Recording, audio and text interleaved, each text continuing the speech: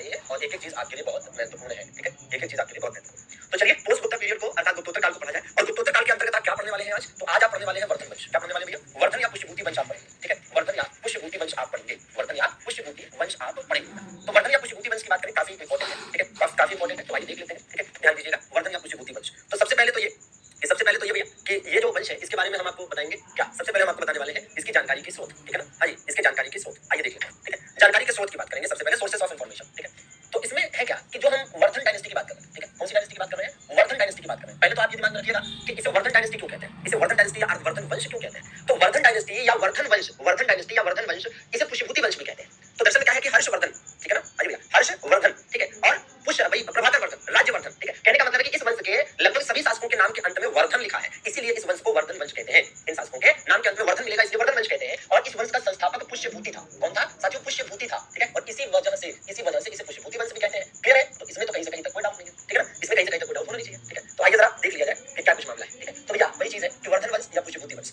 अब इसमें सबसे पहले क्या जानना पड़ेगा आपको? सबसे पहले आपको जानना पड़ेगा इसकी जानकारी के स्रोत। ठीक है, क्या जानना पड़ेगा भैया? तो सबसे पहले आपको जानना पड़ेगा इसकी जानकारी के स्रोत। तो क्या क्या इसके जानकारी के स्रोत है, आइए देख लेते हैं। जानकारी के स्रोत का मतलब हो गया एक तरह से समझिए कि सोर्सेस ऑफ इन्फॉर्मेशन। जानकारी के स्रोत अर्थात सोर्सेस ऑफ इन्फॉर्मेशन। ठीक है, सोर्सेस ऑफ इन्फॉर्मेशन। ठीक है, तो देखिए जब हम कहेंगे सोर्सेस ऑफ इन्फॉर्मेशन या जानकारी के स्रोत, ठीक है, जानकारी के स्रोत, ठीक है, जानकारी के स्रोत, जानकारी के स्रोत की कहां से जानकारी प्राप्त होती है, कौन कौन सी बुक्स अदर थिंग्स से, तो वो चीज। तो जानकारी के स्रोत मतलब सोर्सेस ऑफ इन्फॉर्मेशन। ठीक है ना, क्या भैया? Sources of information, sources of information. ठीक है ना, सोर्सेस ऑफ इन्फॉर्मेशन, जानकारी के स्रोत। ठीक है ना, हाँ जी भैया, बिल्कुल बिल्कुल। अब जानकारी के स्रोत में आप देखेंगे तो जो जानकारियां हैं, ठीक है, एक तो हर्षवर्धन की किताबों से मिलती है। कहां से मिलती है? हर्षवर्धन की किताबों से मिलती है। तो हर्षवर्धन की जो किताबें हैं, जाहिर सी बात है कि इसके बारे में, ठीक है, पढ़ना पड़ेगा कि कौन कौन सी किताबें हैं। इसी प्रकार से एक लेखक है भैया यहाँ पर, कौन है ना, हरिशेर बाणभट्ट है। कौन भैया? बाणभट्ट। और काफी इंपॉर्टेंट है बाणभट्ट, तो इनकी किताबें भी हमें देखनी है। कौन है? बाणभट्ट। ठीक है, बाणभट्ट।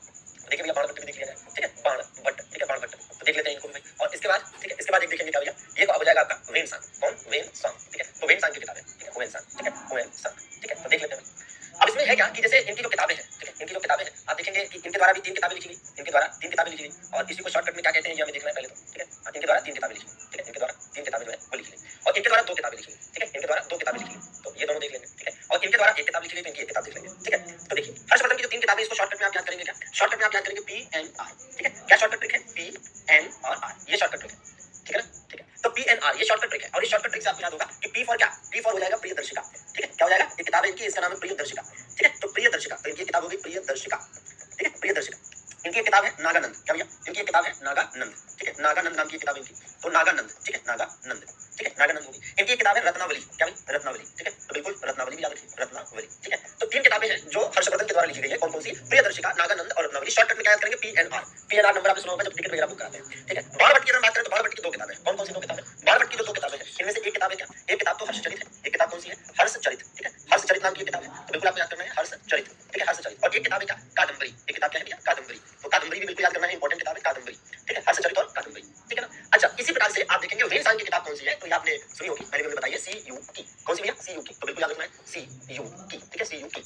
ठीक भाई, तो ये चीज आप समझिए, ये क्या है? ये वर्धन वंश के बारे में। ठीक है, वर्धन वंश के बारे में या पुष्यभूति वंश के बारे में जानकारी कहां से प्राप्त होती है, तो इन्हीं किताबों से जानकारी प्राप्त होती है। ठीक है, और ये क्वेश्चन खूब पूछा जाता है। इनमें से हर्षचरित और कादंबरी के बारे में थोड़ा सा बात कर लेते हैं। हर्षचरित और कादंबरी के बारे में, तो जब आप हर्षचरित की बात करोगे तो हर्षचरित में मैं कहूंगा कि हर्षचरित के बारे में क्या बात कर लीजिए भाई? हर्षचरित के बारे में ये बात कर लीजिए, ये ध्यान दीजिए कि यह एक ऐसी किताब है, यह एक ऐसी किताब है। ठीक है, यह एक ऐसी किताब है जो कि जीवनी भी है और आत्मकथा भी है। पता है? जी हाँ, एकदम सही सुना आपने कि ये क्या है? ये जीवनी भी है। जीवनी भी है, इसमें किसकी जीवनी लिखी है ना? ये जीवनी भी है, बायोग्राफी भी है ये, और आत्मकथा भी है। मतलब बायोग्राफी कम ऑटोबायोग्राफी, आत्मकथा भी है। ठीक है, तो किसकी जीवनी इसमें लिखी है? इसमें किसकी जीवनी लिखी है भाई? और किसकी ऑटोबायोग्राफी है? तो ऑटोबायोग्राफी तो आप जानते हैं, दोनों में डिफरेंस क्या है आप जानते हैं। ठीक है ना, दोनों में डिफरेंस ये है कि जीवनी की अगर बात करें तो जीवनी किसी और के जीवन के बारे में लिखना, किसी और के जीवन के बारे में लिखना, और आत्मकथा मतलब जब स्वयं लिखा जाए। तो यह हर्षचरित नाम की किताब किसने लिखी है? तो हर्षचरित बाणभट्ट ने लिखी है। इसका मतलब कि ये किसकी आत्मकथा है? ये भैया बाणभट्ट की आत्मकथा है। किसकी आत्मकथा है? बाणभट्ट की आत्मकथा है। किसकी? बाणभट्ट की आत्मकथा। इसमें कहीं से कहीं तक कोई दिक्कत नहीं है, ये बाणभट्ट की आत्मकथा है। ठीक है, बाणभट्ट की आत्मकथा है। और ये जीवनी किसकी है भैया? ये किसकी जीवनी है? तो ये भी आप समझ रहे हैं कि ये हर्षचरित की जीवनी, हर्षवर्धन की जीवनी है। किसकी भाई? हर्षवर्धन की जीवनी है। किसकी जीवनी है? हर्षवर्धन की जीवनी है। ठीक है, हर्षवर्धन की जीवनी है, तो ये भी एज इट इज याद कर लेना है, हर्षवर्धन की जीवनी है, ये भी याद कर लेना है एज इट इज। ठीक है, तो बिल्कुल याद करने की जरूरत है, इंपॉर्टेंट है। अब इसी प्रकार से जरा देख लीजिए कि हम बात कर ले कादंबरी की, कि कादंबरी से और क्या इस तरह के क्वेश्चन बन जाते हैं। ठीक है, तो कादंबरी की अगर बात करेंगे, कादंबरी की अगर बात करें तो कादंबरी में याद रखिएगा, कादंबरी में याद रखिए कि भाई कादंबरी जो है, ठीक है, कादंबरी में याद रखिए कि कादंबरी जो है, ठीक है, ये भाई ये भी बाणभट्ट ने लिखी है।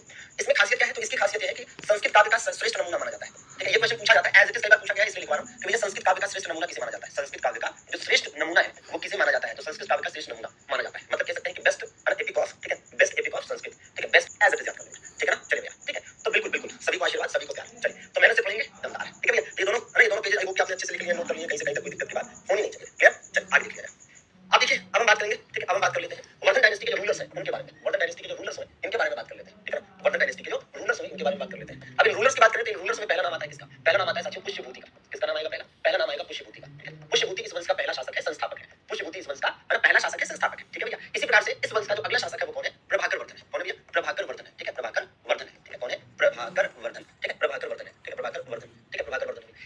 इस वंश का और आगे का शासक कौन है? राज्यवर्धन है। कौन है? राज्यवर्धन है। ठीक है, राज्यवर्धन है। कौन है? राज्यवर्धन। राज्यवर्धन है। कौन है? राज्यवर्धन। इसी प्रकार से इस वंश का आगे का शासक कौन है? हर्षवर्धन है। कौन है? हर्षवर्धन है। ठीक है, हर्षवर्धन। इसमें से आपको शासनकाल केवल और केवल हर्षवर्धन का याद करना है, बाकी किसी के शासनकाल से क्वेश्चन आज तक नहीं आया। ठीक है, ध्यान दीजिएगा। ठीक है ना? हाँ जी भैया। अब देखिए होता क्या है, ठीक है, होता यह है कि भाई जैसे ये है आपका, ठीक है, ये जैसे ये शासक है, ठीक है, तो एक पुष्यभूति हो गया, पहला शासक है इस वंश का, इस वंश का पहला शासक। इसी प्रकार से भाई प्रभाकर वर्धन इस वंश का दूसरा शासक है। ठीक है, तीसरा महत्वपूर्ण शासक इसमें आगे चलकर भाई राज्यवर्धन है, और एक सबसे महत्वपूर्ण शासक इस वंश का कौन है? हर्षवर्धन है। ठीक है, तो सबसे पहले तो ये दिख रहा है सीधा सीधा कि भैया पुष्यभूति संस्थापक है और हर्षवर्धन अंतिम शासक है। ठीक है ना? अब इसमें आपके दिमाग में आएगा कि भाई हर्षवर्धन तो इतना महान शासक हुआ, हर्षवर्धन अरे कितना महान शासक हुआ, ठीक है ना? हाँ, हर्षवर्धन क्या हुआ? हर्षवर्धन इतना महान शासक हुआ, हर्षवर्धन इतना महान शासक हुआ, तो हर्षवर्धन के बाद कोई और शासक क्यों नहीं आया इस वंश में?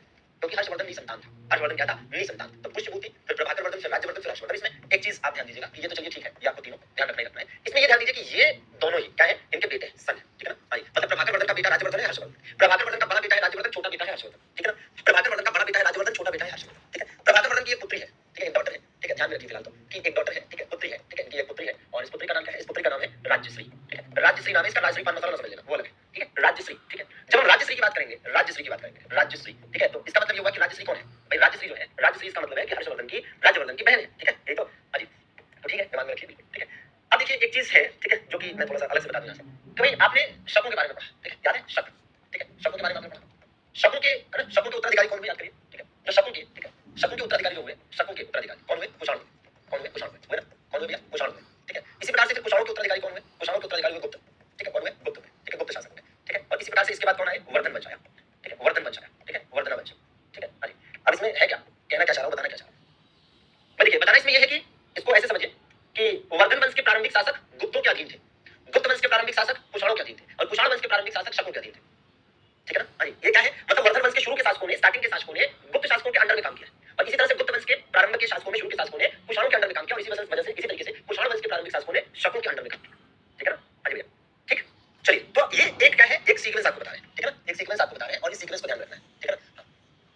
मतलब शुरुआती शासक, ठीक है, शुरुआती शासकों का, शुरुआती शासकों का, ठीक है, शुरुआती शासकों का, ठीक है, शुरुआती शासकों का अपने पहले के वंशों के अधीन शासन करना, अपने पहले के वंशों के, अपने पहले के वंशों के अधीन शासन करना, है ना? अपने पहले के वंशों के अधीन शासन करना। ठीक है, मतलब कह सकते हैं कि स्टार्टिंग के जो शासक हुए वर्धन वंश के, वो गुप्तों के अधीन थे, गुप्तों के जो प्रारंभिक शासक हुए कुषाणों के अधीन थे, और उसी तरीके से ऊपर चला जाए। ठीक है, तो कहने का मतलब है इससे आपका क्या होगा, पूरी की पूरी ये जो सेटिंग है वो बहुत बढ़िया बैठ जाएगी। ठीक है, एक बढ़िया सी पूरी की पूरी सेटिंग बैठ जाएगी, और इस प्रकार से ये आपका पूरा अच्छे से तैयार हो जाएगा।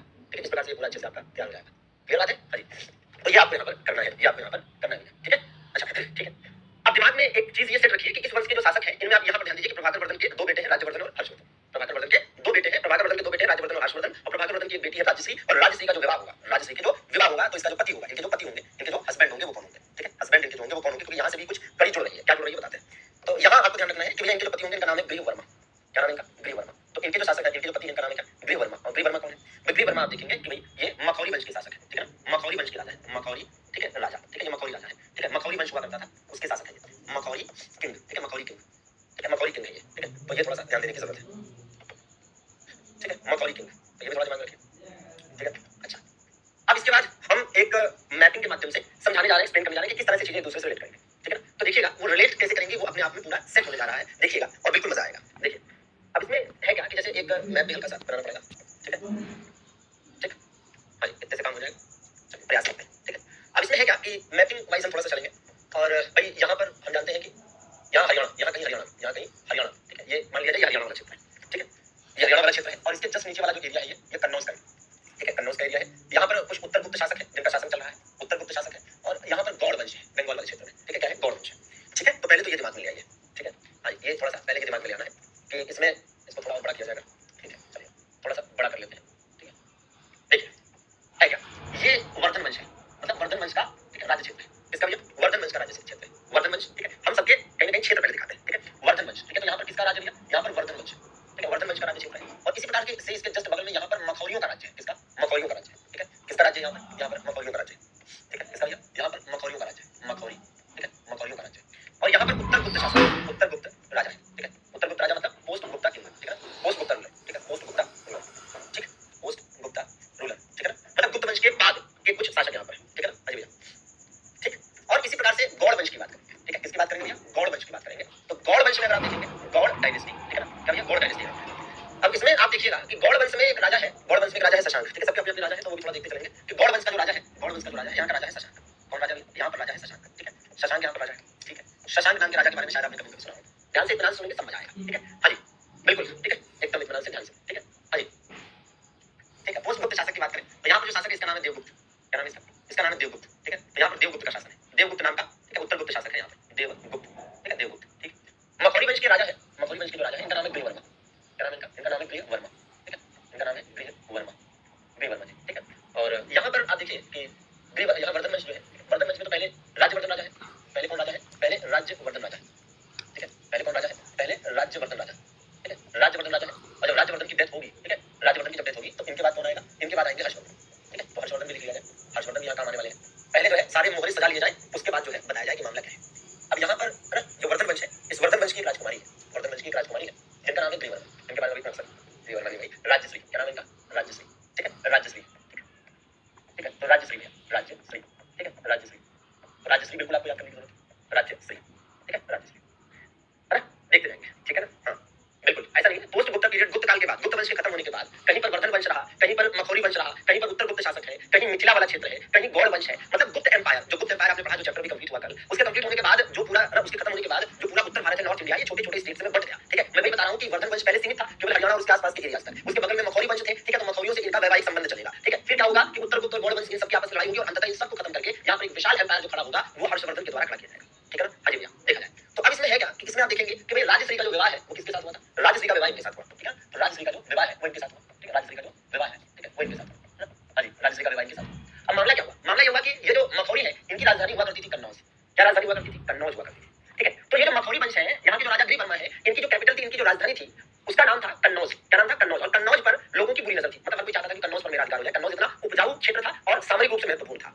तो हम ये देखेंगे कि इन दोनों में आपस में मित्रता थी, ये दोनों आपस में क्या है? मित्र है, ये दोनों आपस में क्या है? मित्र है, फ्रेंड्स है, ठीक है, ये दोनों आपस में मित्र है, फ्रेंड्स है, ठीक है ना, तो वह ये कि इन दोनों में आपस में मित्रता है। फिर क्या हुआ? फिर देवगुप्त और शशांक, देवगुप्त और शशांक इन दोनों ने मिलकर क्या किया? इन दोनों ने मिलकर, ठीक है, इन दोनों ने मिलकर, ठीक है, क्या करा? इन दोनों ने मिलकर इसकी हत्या कर दी, ठीक है, इन दोनों ने मिलकर क्या किया? इसकी हत्या कर दी, ठीक है, हाँ इसकी हत्या कर दी, मतलब इसका मर्डर कर दिया, बात समझ, इसकी हत्या कर दी मतलब इसका मर्डर कर दिया। कहानी शुरू हो चुकी है, बिल्कुल फिल्मी कहानी है, तो एकदम ध्यान से समझिएगा कि भाई इधर देवगुप्त इधर शशांक, इन दोनों ने मिलकर ग्रीवर्मा को मार दिया, ठीक है, मार दिया और राजश्री को बंदी बना दिया, ठीक है, राजश्री को क्या किया? राजश्री को बंदी बना दिया, ठीक है ना, तो बात को समझेंगे कि क्या किया भैया कि एक मार दिया और बंदी बना दिया, तो राजश्री को क्या कर दिया इन्होंने? बंदी बना दिया, और ग्रीवर्मा को क्या किया इन्होंने? मार दिया, ग्रीवर्मा को इन्होंने मार दिया, क्लियर है? अच्छा ठीक है, तो एक को मार दिया, एक को बंदी बना दिया, ठीक है ना, मतलब ये है कि इनका पूरा प्लान है कि क्या करना है? कन्नौज पर कब्जा कर लेना है, ठीक है, तो भैया देवगुप्त और शशांक ने मिलकर ग्रीवर्मा को मार दिया और राजश्री को बंदी बना दिया। तो जब ये बात पता चली उस समय वर्धन वंश के राजा राज्यवर्धन को, जब राज्यवर्धन को ये बात पता चली तब इनकी राजधानी या कैपिटल हुआ करती थी थानेश्वर, ठीक है ना, हाँ जी, तो जब राज्यवर्धन को ये बात पता चली तो राज्यवर्धन ने कार्रवाई की, राजवर्धन ने कार्रवाई की और राजवर्धन ने क्या किया? राजवर्धन ने क्या किया? राजवर्धन ने देवगुप्त को मार दिया, ठीक है ना, वो मारा, ठीक है ना, राजवर्धन ने देवगुप्त को मार दिया, ठीक है ना, हाँ जी, राजवर्धन ने देवगुप्त का मर्डर कर दिया, मार दिया, ठीक है ना, मार दिया। लेकिन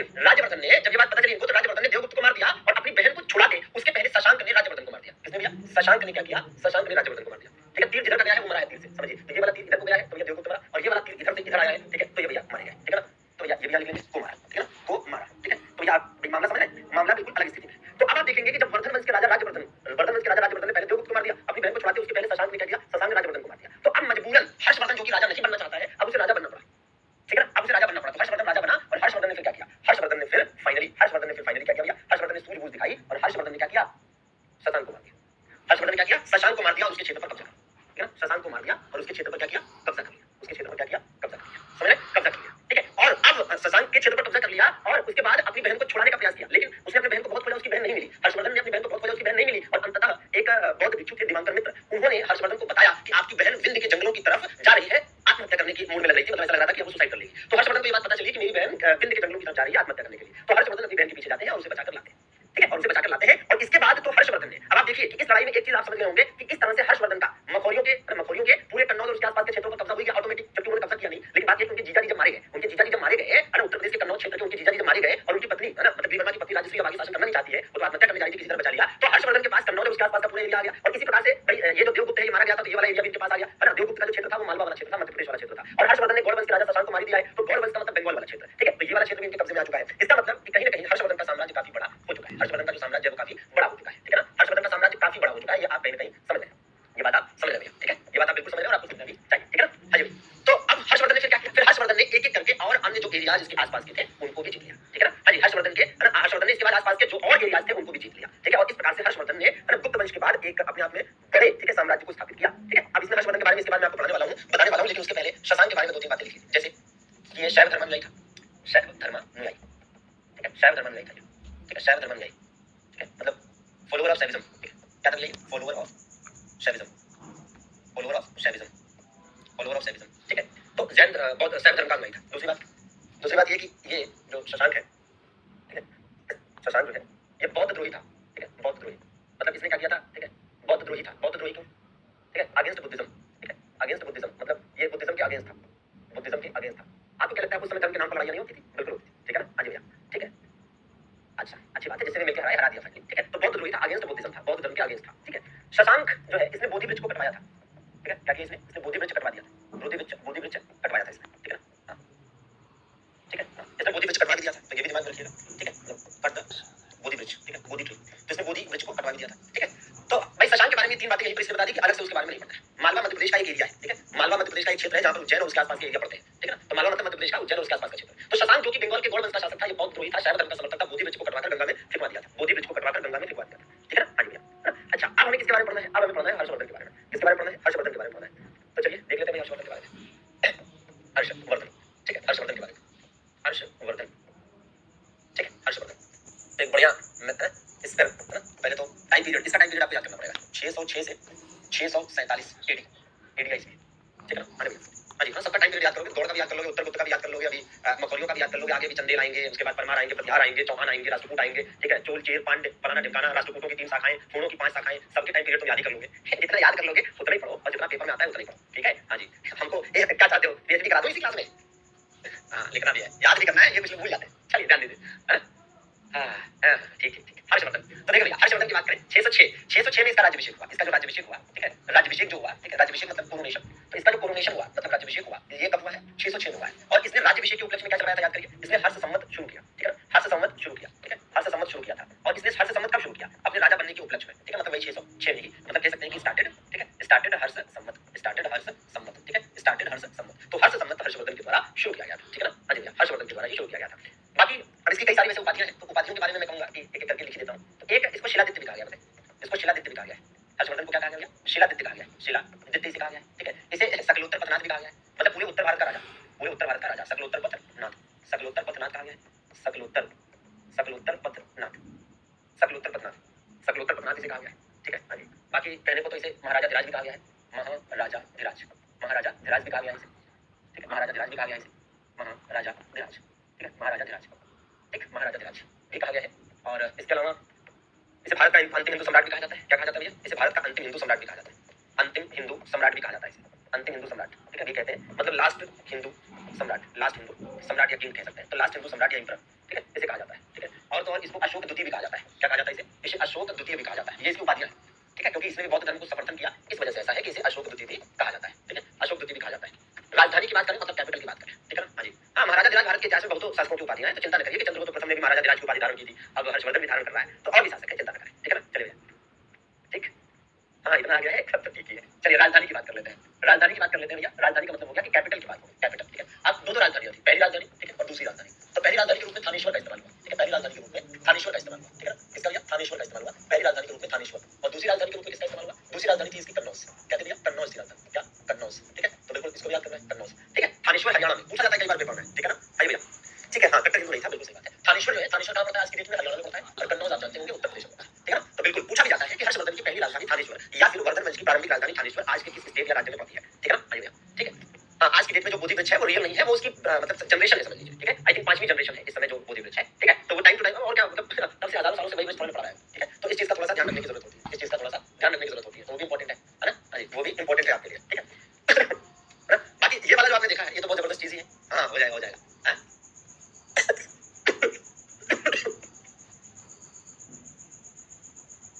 ठीक है, तो चलिए जरा इसको भी देख लेते हैं। दो महान धार्मिक सम्मेलन भी इसने आयोजित कराए, ठीक है। वेनसांग आया, ठीक है, वेनसांग का भी आगमन हुआ था, आप जानते हैं, अच्छा वेनसांग वाला थोड़ा सा भी देख लेंगे, ठीक है। इसने जो दो महान धार्मिक सम्मेलन कराए, ठीक है, ये देख लेते हैं। तो कुंभ मेले का आयोजन शुरू कराया, है ना, कुंभ मेला, ठीक है, कुंभ मेला शुरू कराया। तो कुंभ मेले का आयोजन किसने शुरू कराया था? कुंभ मेले का आयोजन इसी ने शुरू कराया था, ठीक है ना, तो ये भी जरूरी है, ठीक है ना, स्टार्टेड, स्टार्टेड कुंभ मेला, ठीक है, कुंभ मेले का आयोजन इसने शुरू कराया था, ठीक है, कुंभ मेले का आयोजन इसने शुरू कराया था, ठीक है। और इसने जो दो महान धार्मिक सम्मेलन कराए थे वो भी यहाँ पर मेंशन कर देते हैं, ठीक है। दो धार्मिक सम्मेलन, दो महान धार्मिक सम्मेलन इसने कराए, दो महान धार्मिक सम्मेलन। तो जो दो महान धार्मिक सम्मेलन कराए गए थे हर्षवर्धन के द्वारा, ठीक है, मतलब कह सकते हैं कि टू ग्रेट, ठीक है ना, टू ग्रेट, ठीक है, टू ग्रेट, कहाँ पर कराया भैया? तो एक कराया था प्रयाग में, एक कहाँ पर कराया था? प्रयाग में, ठीक है। तो एक तो प्रयाग में कराया था और दूसरा कहाँ कराया था? दूसरा कराया था कन्नौज में, दूसरा कहाँ पर कराया? दूसरा